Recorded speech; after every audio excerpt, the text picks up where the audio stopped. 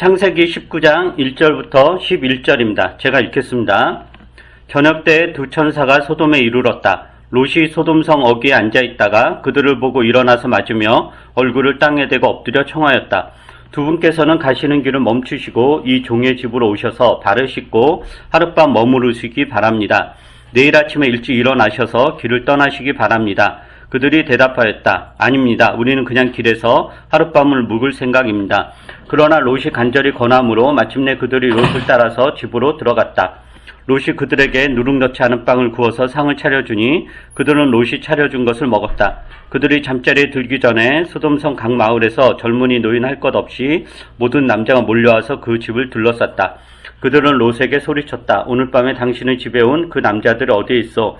그들을 우리에게로 데리고 나오시오. 우리가 그 남자들과 상관 좀 해야 하겠소. 롯은 그 남자들을 만나려고 바깥으로 나가서는 뒤로 문을 걸어 잠그고 그들을 타일렀다. 여보게들 제발 이러지 말게. 이건 악한 짓일세. 이것 보게. 나에게 남자를 알지 못한 두 딸이 있네. 이 아이들을 자네들에게 줄 터이니 그 아이들을 자네들 좋을 대로 하게. 그러나 이 남자들은 나의 집에 보호받으러 온 손님들이니까 그들에게는 아무 일도 저지르지 말게. 그러자 소돔의 남자들이 롯에게 비켜서라고 소리를 지르고 나서 이 사람이 자기도 나그네살이를 하는 주제에 우리에게 재판관 행세를 하려고 하는구나. 어디 그들보다 당신이 먼저 혼 좀 나오시오 하면서 롯에게 달려들어 밀치고 대문을 부수려고 하였다.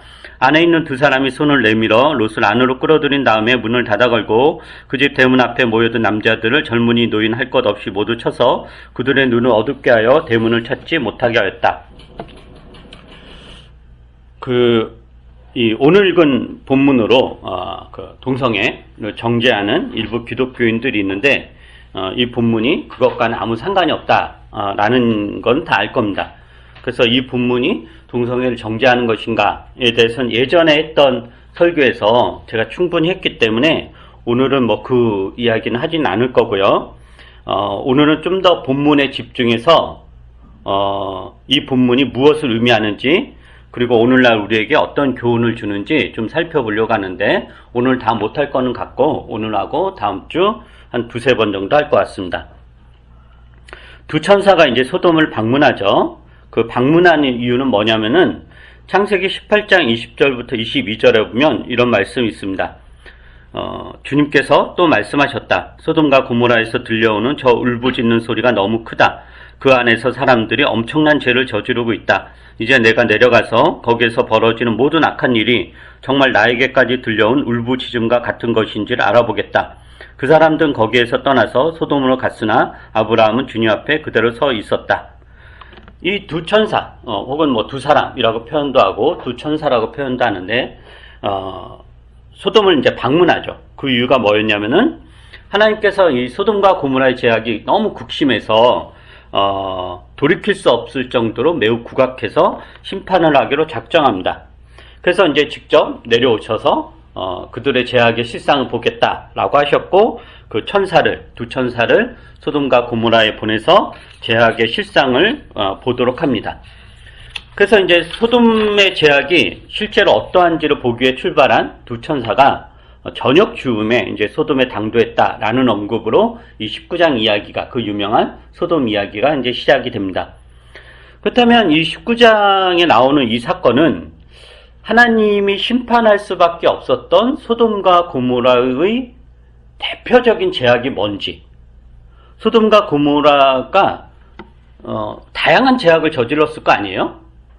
그 안에서 살인도 있었겠고, 도둑질도 있었겠고, 이웃을 해치는 것도 있겠고, 서로 시기하고, 싸우고, 뭔가 여러 가지 것들이 있었을 거예요.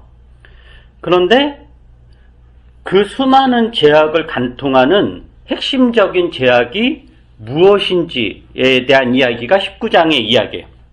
하나님이 심판할 수밖에 없었던. 그래서 19장의 소돔 이야기에서 하나님이 중요하게 여기는 게 무엇인지, 무엇을 가장 싫어하고 심판하는지를 우리가 알 수 있습니다. 그것을 이제 살펴볼 텐데요. 본문을 보면은 우선 이제 두 천사가 저녁 즈음에 소돔에 도착합니다. 거기에 롯이 소돔성 어귀에 앉아 있었다라고 하죠. 그럼 우리가 이제 추측을 해봐야 돼요. 롯이 왜 저녁에 소돔성 어귀에 앉아 있었을까 사실 본문은 그런 내용은 안 나오죠. 왜 앉아 있었는지 그건 몰라요. 근데 추측을 하자면 이런 추측을 할 수 있습니다. 그 저녁에 나그네들 혹은 여행객들이 여행을 하다가 이제 잘 곳이 있어야 되잖아요. 밤중에 이제 그 강야나 이런 데서 자면 너무 위험하니까. 그래서 이제 저녁에 소돔을 방문하는 나그네들이 간혹 있었을 것이고, 아마도 소돔 사람들은 그러한 낯선 나그네들을 환대하지 않고 오히려 박대했었을 것 같습니다. 근데 롯은 이게 옳지 않다라고 생각을 하는 거죠. 롯은 의로웠으니까. 의로운 롯은 이러한 소돔 사람들이 제하게 대해서 매우 괴로워했을 것이고, 그래서 자신이 이렇게 성문 어귀에 앉아 있다가 낯선 나그네가 방문하면 소돔 사람들에게 곤란한 일을 겪기 전에 먼저 자신의 집에 몰래 들여보내서 보호하지 않았을까. 그래서 그런 방식으로 이 제약이 극심한 소돔 땅에서 롯은 자신이 할 수 있는 한계 내에서 나름대로 의롭게 살기 위해 애를 쓰지 않았을까라는 추측을 우리가 할 수 있습니다. 그리고 아마도 롯은 소돔 주민들과 좋은 관계는 아니었던 것 같습니다. 9절에 보면 이런 이야기가 있죠. 소돔 주민들이 롯에게 어떤 이야기 하냐면은 자기도 나그네 살이를 하는 주제에 우리에게 재판관 행세를 하려고 하는구나 라는 이야기를 하는데요. 이것을 보면 롯은 사실은 소돔 출신은 아니죠. 그러니까 아브라함과 이제 헤어지면서 롯이 소돔 땅을 선택했고 그 소돔에서 들어가서 거기서 일종의 이방인으로서 살고 있는 거예요. 그러니까 이방인으로서 이렇게 소돔 사람들이 환영하고 자신들과 같은 어떤 민족으로 같은 거주민으로서 대우했다기보다도 굉장히 경계의 대상이었던 것 같고, 또 재판관 행세라는 표현을 하잖아요. 이런 표현을 통해서 롯이 종종 소돔 사람들의 이러한 제약에 대해서 지적을 했다라는 것을, 이게 오늘 이때만인 것이 아니라 롯이 틈틈이 그러한 일을 했다라고 볼 수 있습니다. 그래서 이제 소돔 사람들은 롯이 마음에 안 들었던 것이죠. 왜냐하면 상식적으로 생각하면 원래 롯과 소돔 사람들이 원래 잘 친했는데, 서로 친밀하게 지냈는데 갑자기 두 천사가 이렇게 와서 이것 때문에 이렇게 싸움이 일어났다는 건 상식적으로 말이 안 됩니까? 평상시에 워낙 안 좋은 사이여서 이런 일이 이제 발생을 한 거죠. 그 다음에 이제 롯이 이제 두 천사를 보고 나서 얼굴을 땅에 대고 엎드려 청했다라고 그래요.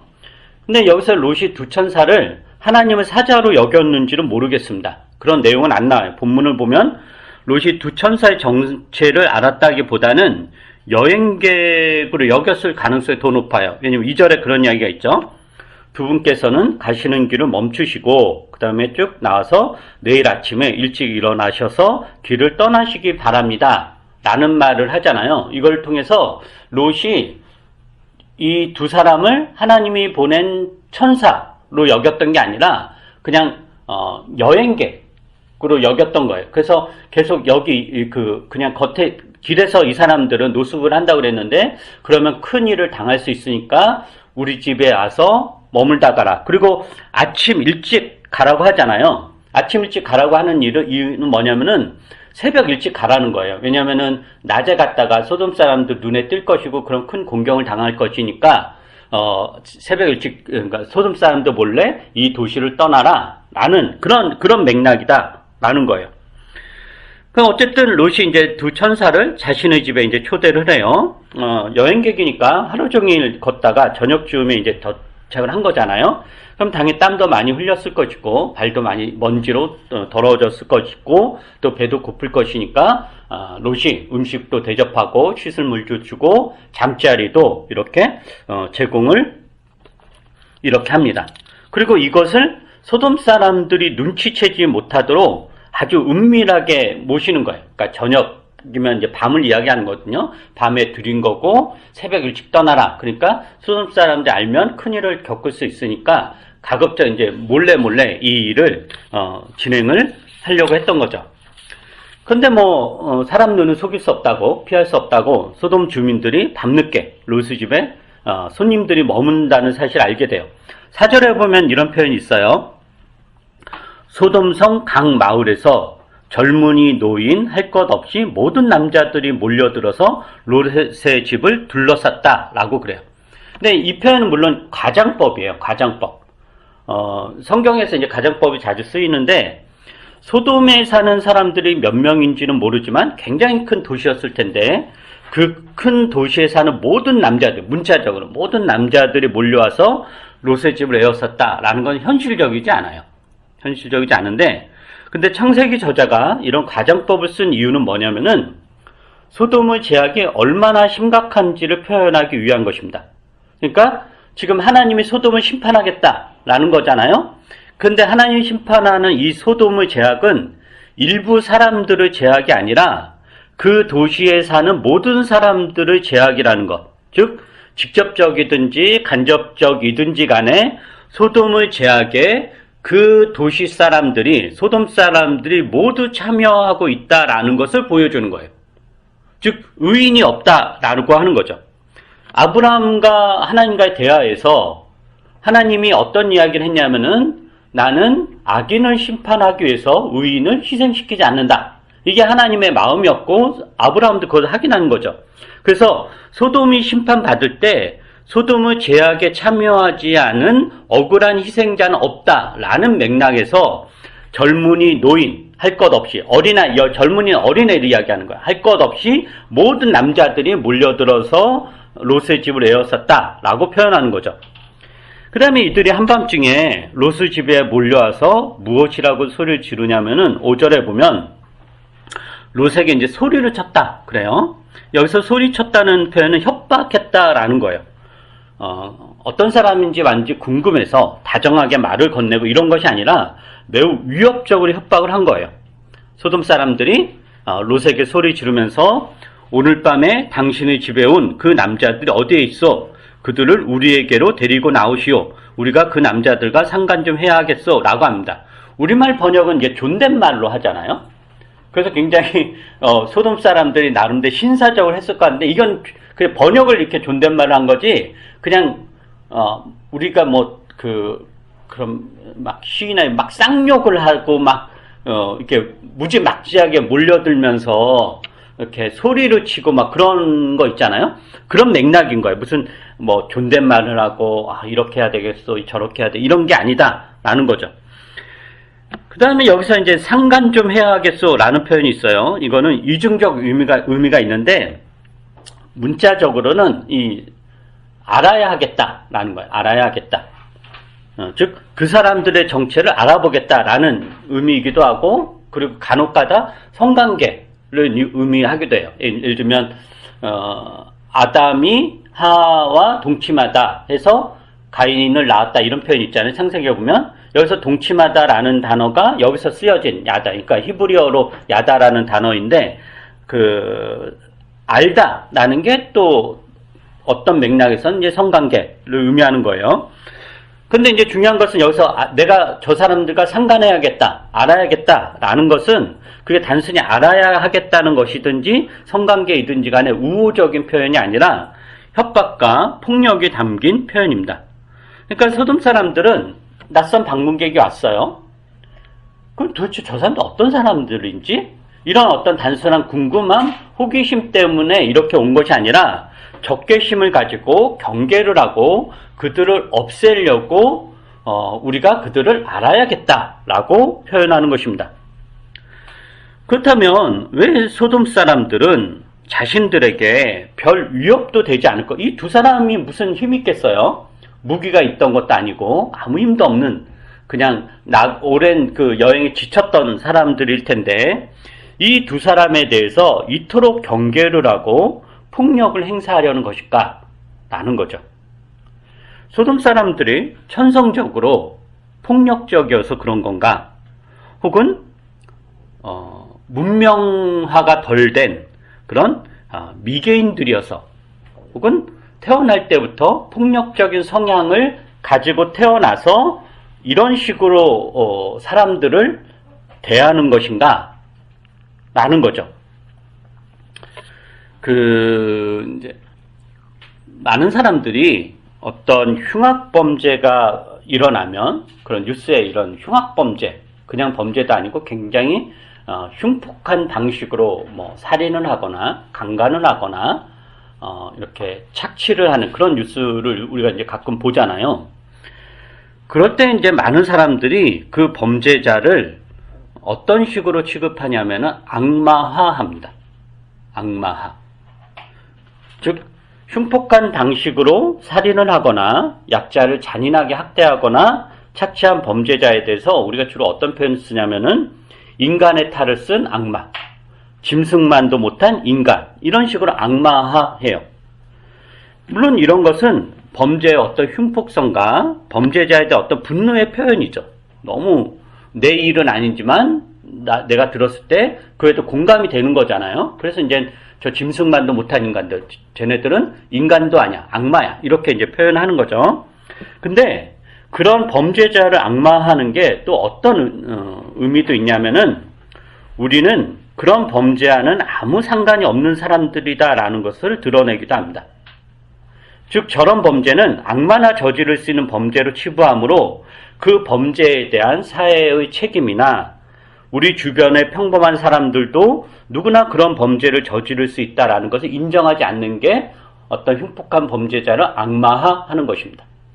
악마가 범죄를 저지르는 게 아니죠. 그냥 사람이 하는 거죠. 사람. 그러니까 소돔에 사는 모든 남자들이 롯의 집에 몰려들어 소리를 지르고 협박했다라는 것은 이런 제약이 소위 짐승만도 못한 인간이라고 부르는 일부에 국한되었다는 것이 아니라 소돔의 모든 남자들이 참여했다라는 의미는 그 제약이 보편적이라는 것, 그리고 평범하다라는 것, 그러게 그 누구도 이러한 범죄에 가담하면서도 그것이 죄라는 것에 대한 인식이 전혀 없었다라는 것을 뜻합니다. 그러니까 소돔 사람들이 악마여서 그들이 다른 부족보다 훨씬 흉폭하고 폭력적이어서가 아니라 그냥 지극히 평범한, 그래서 그들도 이게 범죄다라는 인식 없이 저지르는 것에 대한 것입니다. 그렇다면 소돔 사람들은 왜 이렇게 낯선 방문객을 적대적으로 대하며 폭력을 행사하려고 했을까라는 거죠. 폭력을 즐기는 사람들이어서 그런가? 그게 아니죠. 왜 소돔 사람들이 이런 방식으로 그 낯선 사람을 방문객, 나그네를 대했냐면은 결국에는 자신들의 도시와 주민들, 가족들을 지키기 위해서입니다. 그러니까 이 폭력이 무슨 할 일이 없어서 동네를 배회하는 이런 불량 청소년들이 혹은 불량 청년들이 만만한 사람 만나서 시비 거는 그런 류의 폭력이 아닌 거예요. 이 폭력은 뭐냐면은 자신들의 생존이 달린 문제라고 여겼기에 나오는 폭력인 거예요. 즉 소돔 사람들은 낯선 나그네, 여행객, 방문객 등을 환대하는 것이 아니라 경계하고 자신들을 해칠지도 모른다는 두려움과 불안에 사로잡혀서 그 낯선 나그네에 대한 공포와 혐오를 키우고 그 나그네가 자신들에게 어떤 해를 끼치는 행동을 하지 않았어도 먼저 선제 공격을 해서 제거하는 것, 그래서 우리 도시를 지키는 것, 우리 가족을 지키는 것, 이게 소돔과 고모라의 살아가는 방식입니다. 소돔과 고모라는 늘 그러한 방식으로 자신들의 도시와 마을과 가족을 지켜왔던 것이고 하나님은 그것에 대해서 심판받을 죄악이라고 이야기하는 것입니다. 제가 올해 이제 9월 초에 제주도 여행을 갔다 왔는데 3박 4일 원래 예정이었는데 같이 간 지인이 이제 코로나 확진자 접촉으로 인해서 하룻밤만 자고 그분은 자가격리되고 저는 서울로 올라와서 완전히 망쳤는데 다행히도 이제 그 첫날에 가서 그때 뮤지엄을 갔어요. 그러니까 미술관 서귀포에 그 이름은 잘 기억이 안 나는데 서귀포에서 하는 서귀포에 있는 미술관인데 거기서 지금도 하는지 모르겠는데 너와 내가 만든 세상이라는 미술 전시예요. 혐오 범죄에 관한 그런 전시거든요. 혐오 범죄에 관한 다양한 이제 작품들이 이렇게 전시되어 있고 혐오가 어떻게 발생하고 확장하는지, 그리고 각 나라와 또 우리나라에서 일어난 혐오 범죄 등에 대해 소개하면서 이런 것들 어떻게 이루어진지에 대해서, 그것은 이제 그 시각적인 미술 작품으로, 그러니까 음성과 보이는 거, 이런 여러 가지 방식으로 전시를 하는 거예요. 그래서 여기 보면 뭐 독일 히틀러의 나치와 유대인 학살, 뭐 성소수자 학살이라든가, 그리고 최근까지 다양한 그런 혐오 범죄들이 소개되어 있는데, 그 전시에는 그런 혐오 범죄를 저지른 어떤 권력자들을 비판하는 게 아니라 대중에 이제 초점을 두어서 이야기하는 거예요. 그 전시의 한 세션이 비뚤어진 공간, 그러니까 공감인데 비뚤어졌다? 비뚤어진 공감이 한 세션인데, 그 세션을 이렇게 제가 읽어드릴게요. 우리는 역사적인 혐오 사건들 속 가해 집단과 피해 집단에 대해서는 잘 알고 있지만, 어쩌면 그 가해를 가능하게 한 군중들의 공감대에 대해서는 상대적으로 잘 알지 못합니다. 가짜 뉴스의 선동이나 광기 어린 군중 심리의 원리에는 수많은 대중의 공감대가 존재합니다. 벽에 다가가면 커지는 나의 그림자를 따라 채워지는 글자들은, 그 글자들 다 혐오를 발화시키는 그런 막 단어들이거든요. 그 글자들은 독일, 일본, 미국 여러 국가의 혐오 발언 참고 문헌에서 수집한 글들입니다. 내가 속한 집단의 피해에 과잉 공감할 때 자연스럽게 타 집단에 대한 배척과 혐오 감정이 커집니다. 이러한 혐오 감정은 우리에게 위협이 되는 그들에 대한 소문을 믿고 그들을 미워하고 배척함으로써 우리를 보호하고 지켜야 한다는 정의감과 연대감에서 비롯되기도 합니다. 그렇기 때문에 혐오는 대부분의 경우 가짜 소문을 먹고 자라게 됩니다. 한 소수 집단을 향한 혐오와 차별의 소리가 경계되지 않고 점점 커져서 강력한 힘을 갖게 되었을 때 어떤 역사가 일어났는지 우리는 잘 기억하고 있습니다. 비뚤어진 공감대는 극단적인 패닉을 불러옵니다. 그러니까 혐오란 가짜 뉴스, 소문, 야 쟤가 이렇더래, 쟤네가 이렇더래, 이런 소문들 있잖아요. 그런 걸 자양분으로 해서 점점 커지고 그것이 적절하게 제어되지 않으면 끔찍한 대량학살, 제노사이드라든가 인종학살이라든가 이런 범죄가 일어난다라는 게 그 인류 역사가 증명하고 지금도 마찬가지입니다. 자, 소돔 사람들이 벌인 이 소동의 이유가 무엇인가 상상을 해보세요. 어쩌면 이 소돔 사람들이 처음부터 이러진 않았을 거예요. 이전에 자신들의 도시에 방문한 사람들로 인해서 어떤 피해를 입었을지도 모릅니다. 그래서 그런 사건으로 인해서 더 이상 낯선 사람을 더 이상 믿지 않게 되었고, 낯선 사람이 방문하면 몇몇 사람들이 웅성거리기 시작하죠. 쟤 이런 거 같대, 저런 거 같대. 그게 전달되면 그 사람은 악마야, 그 사람은 우리를 죽이려고 온 거야, 이런 식으로 이야기가 점점 옮겨다니면서 점점 커지고, 그래서 지금 당장 없애지 않으면 우리 도시가 망할지도 모른다라는 집단적 패닉에 사로잡힌 거죠. 그 다음엔 이렇게 극단적이고 집단적인 광기를 보이는 것입니다. 이제 아까 얘기했던 전시에 각 나라의 혐오 범죄가 이렇게 소개되어 있는데, 저도 처음 들은 것들이 몇 개가 있어요. 한번 제가 그 소개를 해드릴 텐데, 1931년에 일어난 만보산 사건이라는 게 있어. 혹시 들어보신 분 있나요? 만보산 사건. 못 들어봤죠? 이게 어떤 거냐면은, 이게 이제 중국의 길림성 장춘, 제가 거기 써 있는 거 타이핑했는데 읽어 드릴게요. 중국의 길림성 장춘현에서 촉발된 사건이다. 당시 일제강점기 한국의 농민들은 농사지을 땅을 모두 빼앗겨 버린 탓에 만주 지역으로 이주할 수밖에 없었다.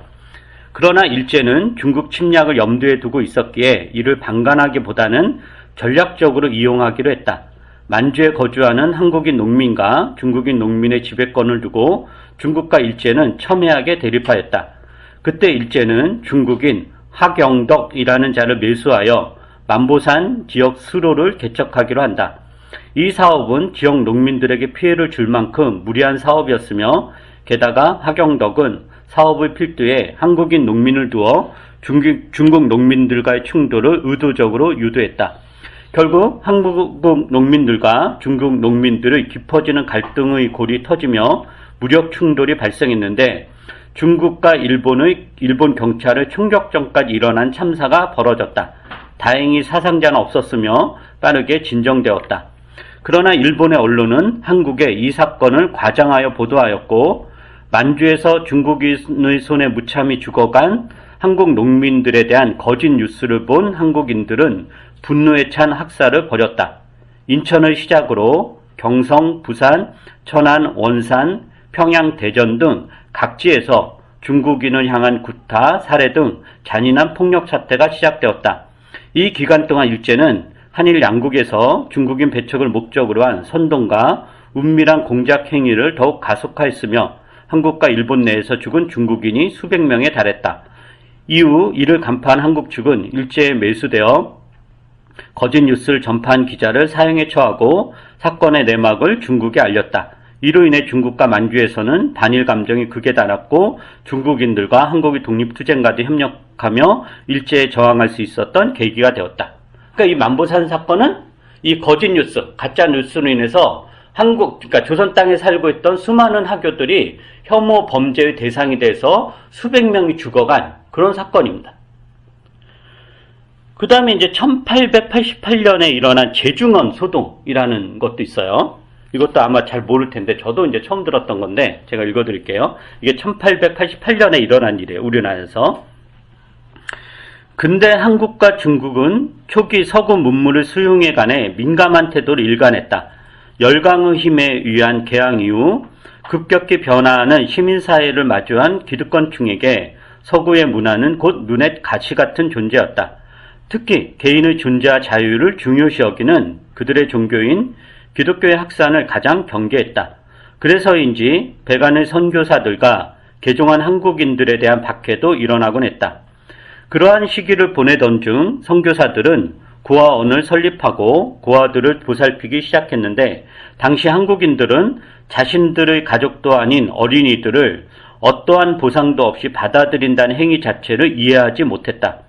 이에 대한 의구심은 곧 불안과 분노로 변하였고 끝내 선교사들에 관한 괴소문이 돌기 시작했다. 선교사들은 어린아이들의 눈으로 카메라 렌즈를 만들며 부녀자들의 가슴을 잘라 우유를 짜낸다는 등 터무니없는 이야기들이 행행했다. 그리고 최초의 서양식 병원인 제중원은 어린이 환자들을 약의 재료로 쓴다는 소문이 돌며 급기야는 폭동이 일어났다. 성남 폭도들은 외국 공사관과 선교사 사택에 방화와 투석을 일삼았으며 공사들과 선교사들은 자국 군대의 보호를 받으며 대피하기까지 했다. 이후 고종 한 개의 포고문이 각지에 배포됨과 동시에 미국, 러시아, 프랑스 군대가 포도청과 협력하여 이들을 진압하였다. 이 사건으로 인해 수많은 사상자, 재산 피해가 있었으며 국제사에서 대한제국은 미개한 국가라는 오명을 얻어 향후 예교에 큰 차질을 빚었다. 이 소문들은 사람의 왕래가 많은 기로에 그 길가 그런 장소에 낙서나 글씨가 쓰여진 돌멩이 등으로 전파되었다고 한다. 이 출처 모를 소문을 두고 많은 이야기들이 생겨났다. 서양인에게 겁을 집어먹은 조선의 민심을 이용하여 체제 전복을 노린 청나라의 계략이었다라는 주장이 있었으며 대원군이 고종을 축출하기에 꾸민 음모라는 이야기도 있었다. 그러니까 이것도 온갖 그 괴소문, 헛소문이 혐오를 키우고 그게 이제 집단학살로 나아가는 것이다라는 거죠. 혐오의 피라미드라는 게 있어요. 네이버나 구글에 이렇게 혐오의 피라미드 하면은 이렇게 삼각형으로 돼서 나오는 한번 찾아보세요. 이 혐오는, 거기 보면 혐오가 어떻게 되냐면은, 혐오는 처음에는 어떤 특정 집단에 대한 편견으로 시작돼. 편견. 이 편견은 뭐냐면은 특정 집단에 대한 부정적 고정관념이에요. 예를 들면 소돔의 예를 들자면 어떤 편견이 있죠? 나그네는 위험한 사람들이야. 나그네들은 남의 것을 잘 훔치는 사람들이야. 나그네는 고마움을 모르는 사람들이야 라든가, 예를 들면 성소수자들의 경우에는 성소수자들은 사회 부적응자야, 정상적이지 않아, 문란한 사람들이야, 이런 표현이라든가, 지금은 덜하지만 옛날에 호남차별이 우리나라에 심했잖아요. 그래서 전라도 사람들은 어떤 사람들이야, 이런 편견들 이렇게 있어요. 그럼 이런 편견이 뭘로 발전하냐면은 혐오 표현으로 드러나요. 이 혐오 표현은 뭐냐면은 조롱이라든가 위협이라든가 폭력적인 말이나 행동을 하면서 집단 따돌림을 하는 거죠. 예를 들면 외국인 노동자에 대해서 어떤 그 편견을 가지고 있어요. 그렇게 편견을 가지고 있으면 자연스럽게 외국인 노동자에 대한 혐오 발언을 해요.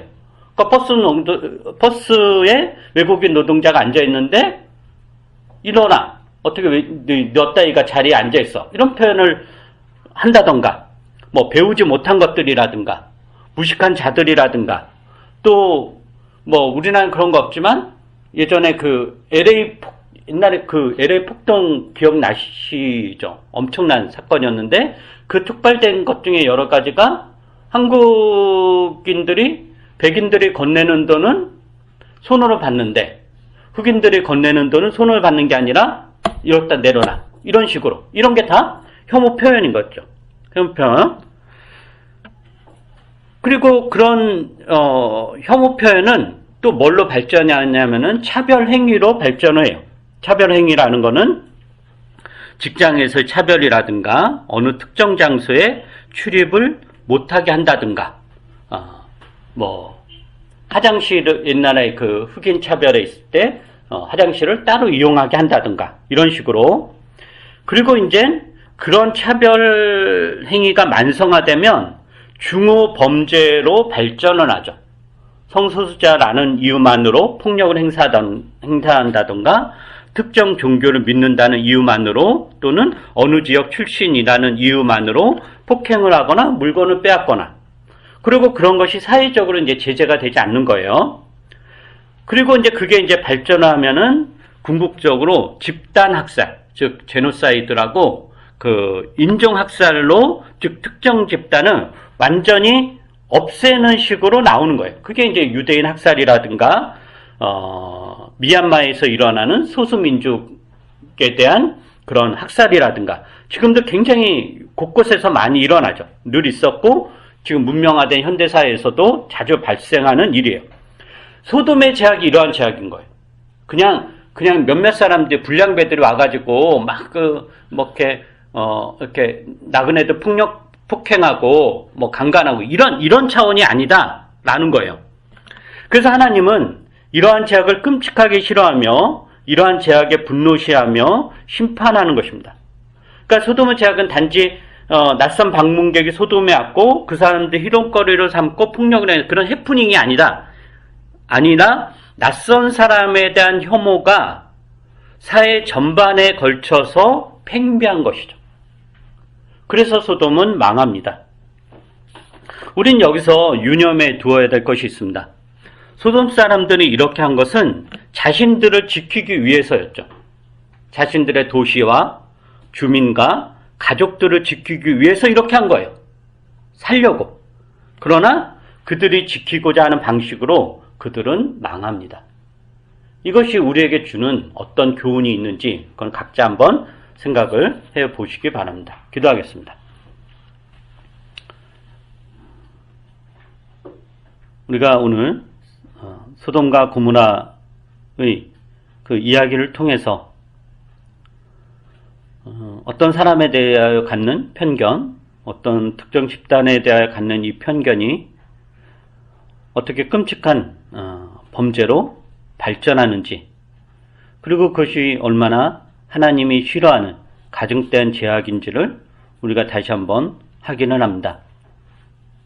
더구나 이 죄악의 심각성은 그것이 죄악인지를 아무도 모른다는 것이고, 그것이 집단과 내 공동체와 내 사회와 내 가족을 보호한다라는 그런 정의와 연대감, 명분으로 가득 차 있기에 도저히 막을 수 없는 끔찍한 죄악임을 우리가 확인하면서 주님이 소돔을 멸망시킬 수밖에 없었던, 심판할 수밖에 없었던 그것에 대해서 이해가 되고 납득도 됩니다. 그러나 한편은 그게 남의 일이 아니라 우리 일일 수 있음을 우리가 고백합니다. 우리나라도 그렇고 전 세계적으로 수많은 혐오 범죄가 일어나고 단지 자신과 다르다는 이름으로 종교라든가 인종이라든가 학력이라든가 혹은 출신지라든가 전과 여부라든가 이런 것들로 사람을 박해하고 없애려고 하고 조롱하고 협박하는 것을 정당화하는 그런 일들이 얼마나 많은지 모릅니다. 이런 제약에 우리가 물들지 않게 해주시옵고 무엇보다 우리가 그런 선동에 넘어가지 않도록 우리에게 지혜를 주시고 우리의 눈을 밝게 해 주시옵소서. 감사드리며 예수님 이름으로 기도합니다. 아멘.